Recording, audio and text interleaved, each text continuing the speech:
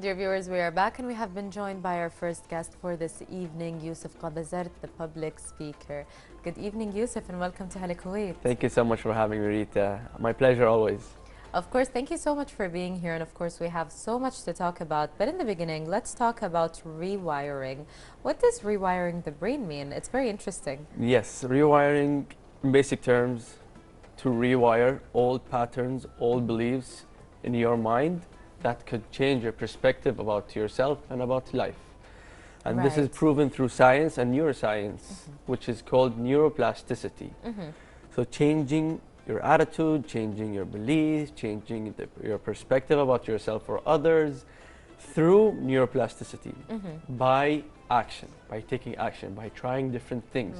And then with time, as it says, 3 to 6 months, you're gonna see yourself as a different person, or people are gonna perceive you as a different person.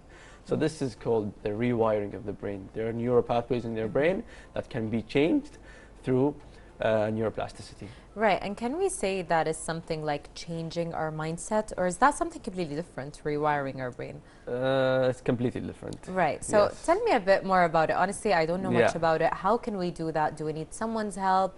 How can we do that? Of course, help is important, but help is this for an extended period of time. The rest is all it's your job. Right. But first you need to know what is the thing you want to do, or what do you want to change. You need to know your own behaviors or your own attitude, so you can know what to change and then shift and then try. And then when you try and then when you experience, you're gonna see yourself doing things you've never thought you could have done before. Definitely. Yeah. I feel like if we all put in the hard work, we will be able to achieve things like that. Exactly. And to see change. Sometimes even without hard work, you can do things effortlessly.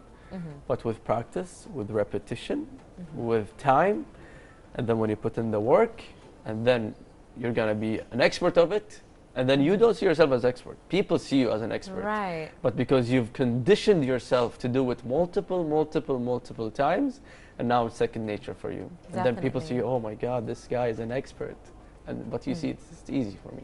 Exactly, it's just another day exactly. for the person. Yeah. So can we really change our mindset, in your opinion, or is that something pretty hard to do, you can say? No, you can. You can. Through awareness, everything can be changed. And I'm speaking of experience. Definitely. Yeah. So tell me a bit more about it. How can we change our mindset, and how does that work for us? By questioning your limiting beliefs, by questioning yourself, by questioning your thoughts, by questioning your behavior. Where did this come from? Why do I do this? From who did I get this? Right. Mainly from our parents. It doesn't mean that what your parents are doing is good, bad, right, or wrong. But if it's not aligning with who you are and what you want to accomplish, then you need to see yourself. Definitely, for sure. And a lot of the times, if we're trying to achieve something or do something, and let's say it doesn't work out, a lot of people would say maybe it was your thought process. So do you think that thoughts shape results? Yes, I do. It's all mentally. Everything that happens in here comes to reality. Right. You thought of coming here today and you're here today, so your thoughts become things. The question is, what are you thinking about? Right. Where are your thoughts leading you? Definitely. I think that and our habits could play a big role when it comes to our life, and even different results we can achieve. I'm talking short-term results and long-term results, of course. So how can habits be reprogrammed or changed? Because sometimes I know that if I have a habit, it could be years before it's changed. It's true. It's hard to create a habit. Scientifically, it has proven that it takes 21 days to create a habit, and then it takes 66 days to make this habit a new normal. Wow. Through automaticity, which becomes normal. Now, for example, let's get the analogy of your shoes. Tying your shoes. Do you think about tying your shoes? Definitely not. No, you just do it automatically. Do you think now, this time, I'm going to go and brush my teeth, or just wake up and go brush your teeth? Of course. You do it automatically. So it's the same with every single habit. It's gonna be hard at first. Yes. You need to embrace the difficult part, and then with time, it's gonna be easy. But let's not forget that also about bad habits, for example. Sometimes we're like, if we do this thing for a day or 2 or 3, it's fine. It's not going to affect our lives. And then 66 days later, it's a bad habit. Yes, you've created a bad habit. So it's all about awareness. I go back to my bad habits sometimes. No one's perfect, but then be aware. Definitely. Don't stick with it. Don't stick with it. So for sure. Lately, I've been hearing about visualization a lot, to be honest. So does it actually work? Is that a thing, or can we say it's just the new thing on the block? Look, from so many books I've read, everybody says this is one of the most successful blueprints is visualizing. But let me talk about myself, how I experience visualizing. I don't just sleep and then mentally visualize. For example, if I want to give a talk, I go to the place itself. I start imagining people in front of me, and then I give a talk. This is how I visualize. And then when I do it, because your nervous system doesn't differentiate between something real and something imagined, and that's true. That's proven through science. So from my own experience, my visualization works for me. But in the way that I told you, like visualizing, going to the place, I want to do something, and then seeing myself doing it, and then it is gonna happen in real life, in reality. Exactly, and I really like that, to be honest. I do like that thought process that we can imagine or visualize something and hopefully have it come to life and become our reality. So affirmations is something a lot of people do on a daily basis. So how do affirmations actually affect the brain? Honestly speaking, I don't believe in affirmations. Yes. The reason is you can wake up and go to the mirror and say, I'm confident, I'm pretty, I'm whatever. But if you don't feel it from the inside, nothing is gonna change. You need to feel it before affirming it. But if you just say it, words are just words. But how do you use the words, and how the emotion behind the word, this is what makes it feel like you are confident. And this is how people will perceive you, through actions, not by saying words, by having proof that you said you're gonna do this and then you do it. You said you're gonna accomplish this and you accomplish it, even though it's not perfect. But you give your word to yourself and you stick to it. And this is how confidence is built. Definitely, I completely agree with you on that. Of course, Yousef, we have so much more to talk about, but dear viewers, we're going to be going to a quick report on business and a project, so stay tuned and we'll be back with our guest.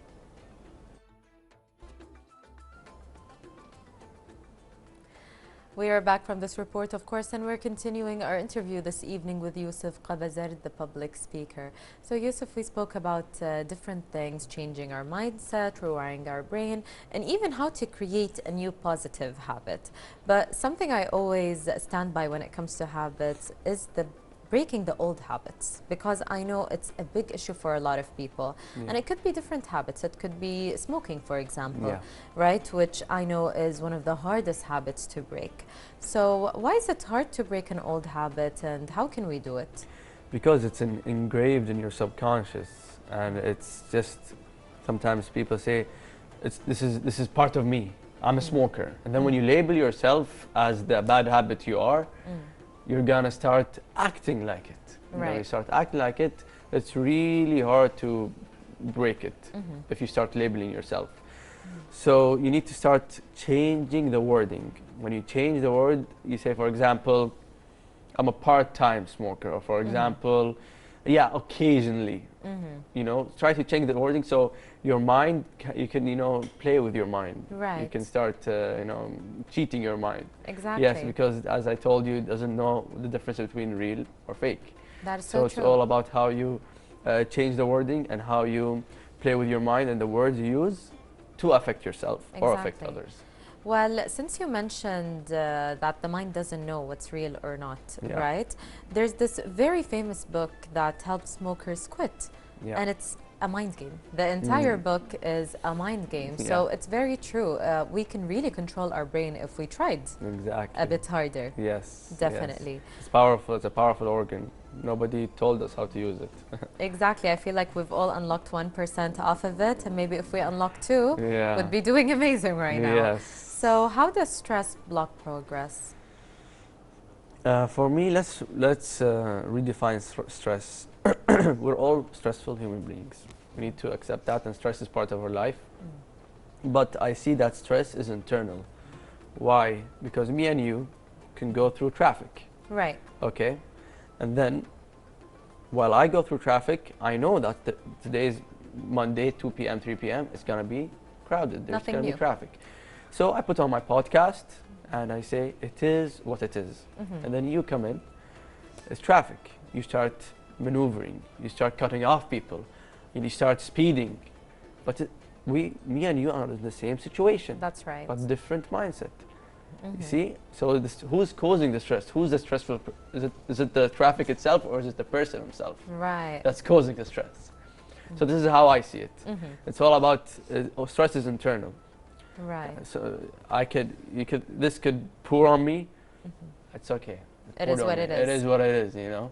But it can pour on you. Oh my God, my day is ruined and disaster. And then you start overthinking and you start blaming the table. That how did the table, you know. Sometimes people go this way. So it's not the thing. It's not the circumstance. It's not the situation. It's the person himself. How does he perceive stress? Right. If he's frustrated with himself, he's gonna be frustrated on people. If he's angry about himself, he's gonna take that anger and put it on people. It's called deforming. Yeah. So it's just pushing. Definitely. Yeah.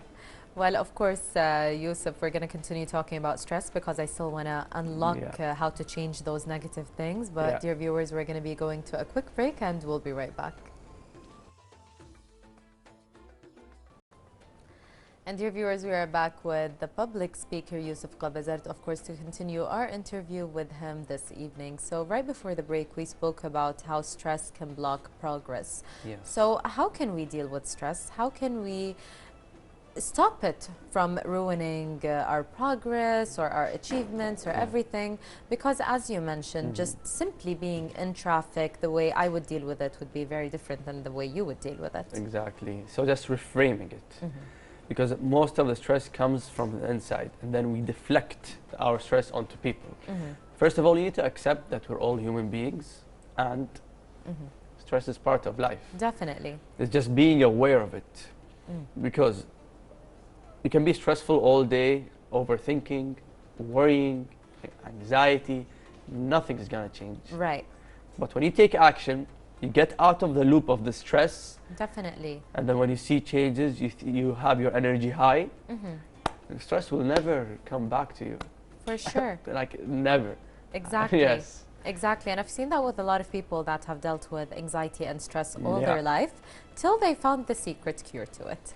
Right, which you just mentioned, and it changes everything because you start dealing with situations in very different ways. Exactly. And when you are able to comprehend that it is what it is, I'm in traffic and I can't do anything about it. Your life has changed to the better. Because the only thing you can control is yourself, your thoughts, your actions. Exactly. Changing a person is a full-time job. You can never change a person. Can never Ask do me. Definitely. I tried. I put myself on for people. Well, no, you can't change if he doesn't. You can. What is the analogy?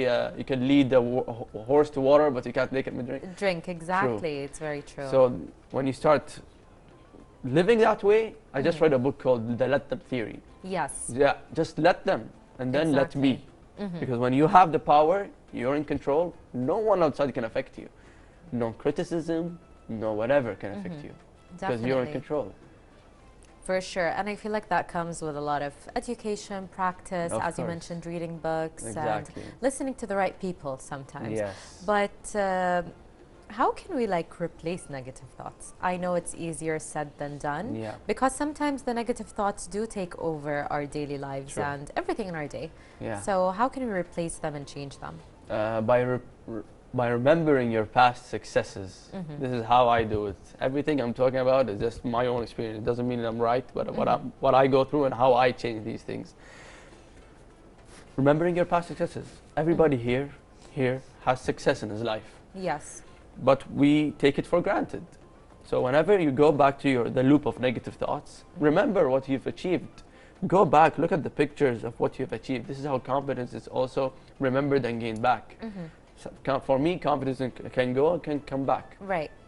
But when I see what I've achieved, when I see how I stick to my word, and then my thoughts shape into positive thoughts. Yes. And then when they start shaping into positive thoughts, I go take action. I go do more things. I be a better person. One time I've heard someone telling me, whenever, for example, you're in doubt, focus out. Right. Which means whenever you're doubting yourself, start helping others, start teaching others, start supporting others. And then when you start doing that, instead, because we always think about me, but when you put it on other people, and then you're gonna see how doubt goes down and down and down and down and then vanishes. Definitely. Yeah. I think that's a really great way to put it, and it could be really helpful for someone that's trying to change that.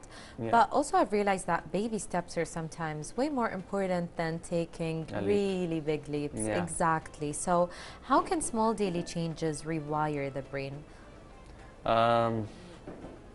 Through action, through stepping into the unknowns, through stepping into uncertainty, because our mind is a survival mechanism. Its main role is to protect you. Yes. But how can you cross that barrier? By doing hard stuff, by doing things you've never done before, by doing things you have fear of doing. And then when you do it and you see, oh my God, I'm here, nothing happens, I'm survived. Right. What can I do more? And this is how power will come to you. Definitely. And I feel like if we understand that, we can start using that to our benefit on a daily basis, because these changes could be really helpful, right? It might be the little thing we need for the bigger picture, of course. Exactly. So how long does it take to see results? I'm someone that could wait for years, but for example, I know friends of mine, you know, if they start taking the smallest step, they expect results and they expect to see change instantly. It's like going to the gym and then going home and going like, did I lose weight? Yeah, exactly. Instantly. Yeah. Everybody wants that instant gratification. Yes. Which will unfortunately never come, you know. But if you're starting something new for the results, you're never gonna see it. Right. Why? Because you're tying what you're doing for the result, not for the person you want to become. Right. Because I used to go through this. For example, real estate back in America. I started off first week, second week, third week, a month, no results. Why? Am I doing something wrong? I'm not smart, I'm not successful, whatever. But with time, when I put in the work and just putting in the repetition, getting the calls done, even though it's not perfect, but I'm doing it. Yes. Then things started to happen, and then the money came, and then like that's how it's, and then the person I became was different. Definitely. I start not caring about the results, and the result came. Right. So when you start detaching yourself from the results or from whatever you want to achieve, and just put in the work, and then strive, and then work, and then you're gonna see the results simultaneously without even achieving effortlessly. Sometimes detachment is the best thing you can do, because you're able to actually think clear, especially when, as you mentioned, when it's coming to your work or business or something, you don't want to be dealing with it with emotions sometimes, emotionally, right? You want to be smart about it, you want to be doing the right business moves, even if you're just working at an office. So sometimes just detaching from that and being smart about it could be the most helpful thing you can do for yourself. For me, emotions have ruined stuff. So now people maybe label me as cold, but I didn't become cold like that. There's time for emotion, there's time for exactly. work. You know, sometimes you need to detach your emotions and start being like very straightforward, because you know we don't live in a really nice world and a good world. You know? Exactly. So we spoke about rewiring a lot, but as much as we understand it, sometimes we need that first step. So in your opinion, what is the first step that we can use to rewire our brains? Knowing what is the thing you want to change about yourself. Right. As simple as that. Yeah, just being aware of what is the thing about yourself that you want to change. Don't look at outside, look at yourself. Right. And this is what I do in my seminars. I shine a light on the things you don't like to see about yourself. Right. Your shadow.